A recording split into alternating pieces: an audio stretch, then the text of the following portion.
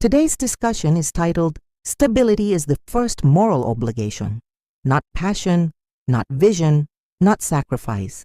Stability. Because without stability, every other virtue collapses under pressure. People are taught to admire struggle. They are told that meaning is found in suffering, that character is forged by deprivation, that instability builds strength. It does not. Instability does not make one noble. It makes one reactive. When stability is absent, the mind cannot choose freely. It chooses urgently. Not what is right, not what is wise, but what is immediate. Cold fury begins with a refusal to romanticize this condition. A person who cannot meet their basic obligations is not immoral, but they are constrained, and constraint distorts judgment. This is why stability comes first.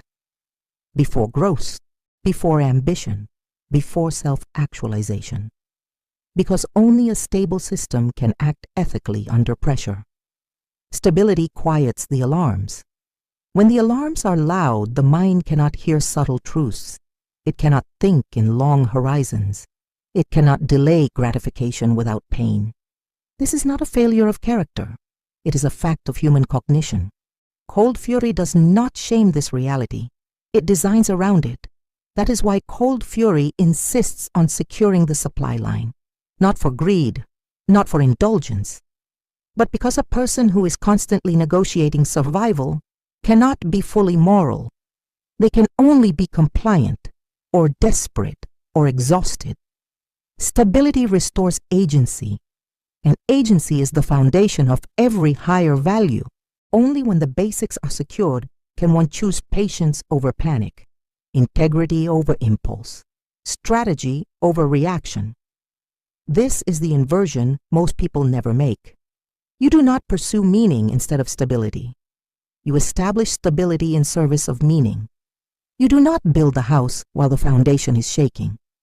You do not conduct a campaign while starving the supply line. Cold fury rejects the lie that instability is virtuous. Cold fury understands that stability is not comfort. It is capacity. Capacity to think clearly. Capacity to endure without breaking. Capacity to act deliberately when pressure arrives. And so the doctrine is simple. Secure what must be secured first. Silence the alarms. Restore choice. Because morality without stability is just aspiration. And aspiration collapses under fire. That is cold fury philosophy. Clarity under fire. Eureka!